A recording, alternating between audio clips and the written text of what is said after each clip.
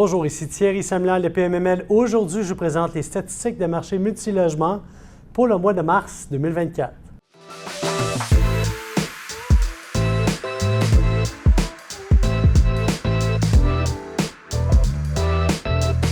Comment se porte le marché multilogement au mois de mars 2024? Une belle stabilité. Je pense que stabilité, c'est le mot d'ordre. Et c'est le mot d'ordre déjà depuis quelques mois. On a vu des belles transactions se faire janvier, février, mars. Premier trimestre quand même assez fort, tant en termes de volume qu'au niveau des valeurs soutenues de marché. Quelques transactions qui se sont faites en bas de la norme, mais la majorité des transactions qui se sont faites au marché.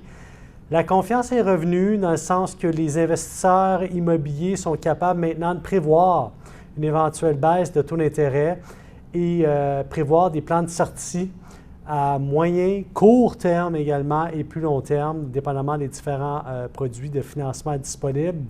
Et pour ceux qui mettent du financement privé, il y a quand même des sommes disponibles sur le marché, donc ils sont capables de mettre en place des financements privés pour après ça aller chercher un financement à long terme. Quelques projets de construction, plusieurs projets stoppés, mais je peux vous dire que plusieurs projets vont sortir de terre en 2026, quelques-uns en 2025. Donc, du côté de la construction neuve, le développement de terrain se passe bien, les multilogements de toutes les tailles, mais principalement des immeubles de 3 étages hors sol, 1 étage sous-sol, stationnement extérieur, c'est ce qui est prisé en ce moment. Donc, des multiples de 24, 16, 8 unités. Vraiment très, très populaire. Au niveau des immeubles existants, quelques transactions d'optimisation possibles grâce aux loyers qu'on a vu monter cette année, mais également l'année passée. Donc, une confiance aussi de ce côté-là. Les fondamentaux restent bons en multilogement et les gens s'en servent actuellement comme une valeur certaine.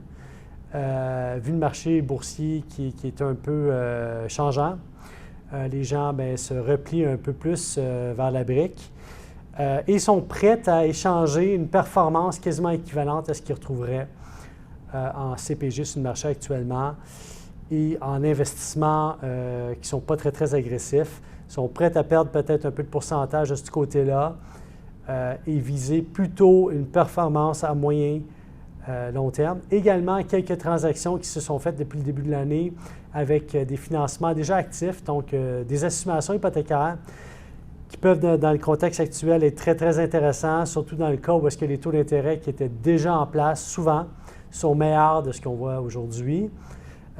Et souvent, une des stratégies, c'est de prendre des prêts en place pour optimiser l'actif, puis après ça, aller se financer avec le programme, par exemple, APH-Elect, efficacité énergétique ou abordabilité. Parlons de mon top 8. Je vais beaucoup vous parler de la Rive-Sud de Montréal. Rive-Sud de Montréal qui n'a pas été sur la sellette depuis quelques mois, mais qu'on voit que les transactions reviennent. 5 propriétés se sont vendues sur la rue Fortin à Granby. Des grandes dépenses d'opération dans ces immeubles-là. On parle de dépenses en moyenne de 50 %, donc chauffage, eau chaude propriétaire.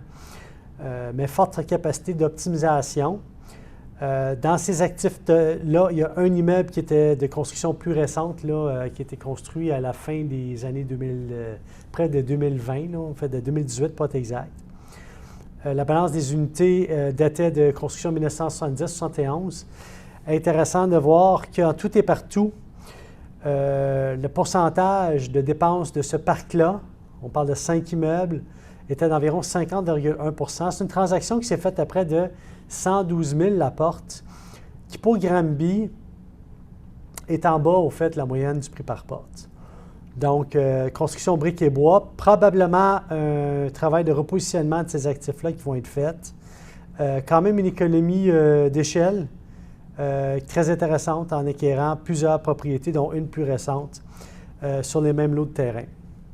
Si on va maintenant, toujours sur la Rive-Sud de Montréal, du côté de Sherbrooke, cette fois-ci, 31 unités se sont vendues à près de 111 000 $. En fait, 111 290 la porte. Très intéressant, un TGA de 4,9. Belle transaction pour Sherbrooke qui démontre encore une fois que le prix de la porte augmente à Sherbrooke lentement, mais sûrement. Donc, si vous avez des investissements immobiliers à faire, on a une grosse équipe à Sherbrooke. Définitivement, il y a de l'argent à faire là.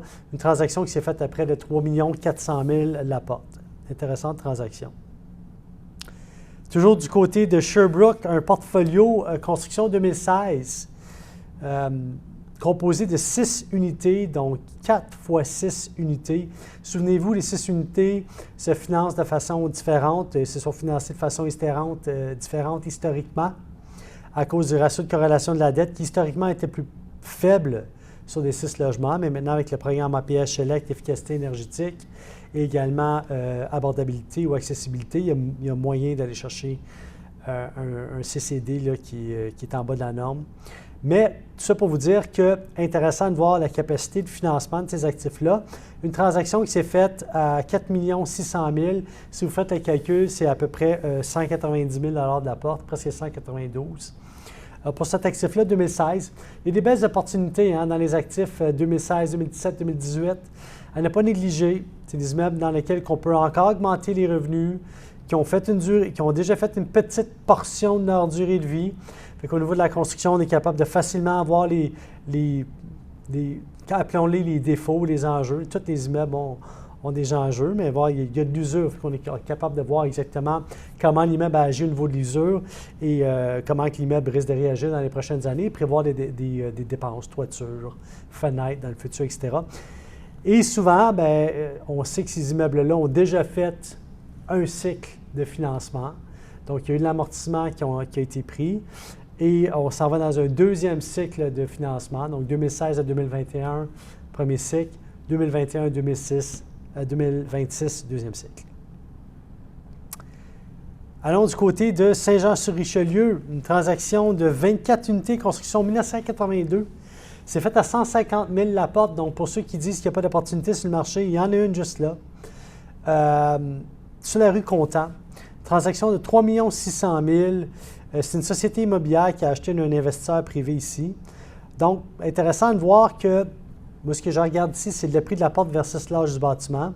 1980, on le sait, il fait les rénovations de ces immeubles-là. C'est pas très complexe. Ces immeubles, quand même, qui sont isolés, qui rencontrent des normes plus actuelles que construction 1950-60. Ceci étant dit, dans les années 80, il n'y a pas eu tant de construction de multilogements. C'est une période creuse au niveau de l'économie. Par la suite, a pris de façon massive la construction de copropriétés dans ces années-là. Donc, c'est quand même assez rare d'avoir des immeubles dans les années 80 de construits en multilogement. Et en voici un qui s'est transigé à 150 000 la porte. Maintenant, si on s'en va du côté de Montréal, regardons une transaction à Villeray, très, très près d'un centre commercial, très près de l'Acadie, au fait collé sur l'échangeur Acadie, à côté de Rockland. Très belle localisation pour la clientèle locataire. Ceux qui veulent habiter du côté de Ville-Mont-Royal, ils sont du bon côté de la route. Il y a des magasins qui ont été développés dans ce secteur-là. Il y a moyen d'accéder au centre-ville de Montréal de façon plus simple parce qu'on n'a pas besoin de traverser l'autoroute 40.